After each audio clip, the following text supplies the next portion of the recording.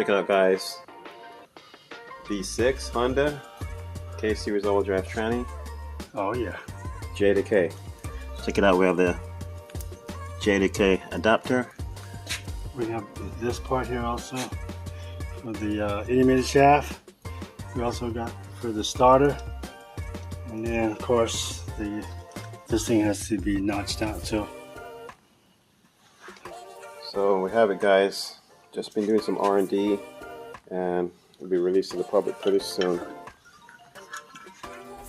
Got that custom mount right there. It's gonna be the second car that we're doing the R&D on. So the other one is Juanito's Del Sol that he's doing J2K.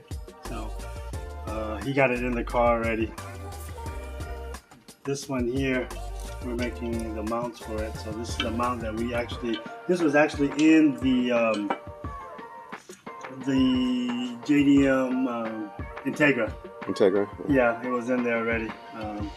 But Jit the welder decided to check it out. Check it out. You guys remember this? Look at this clean paint job. Super nice. So this is an EK hatch. The diff mount, all the rear is already done. So stay tuned. This car's gonna be pretty sick.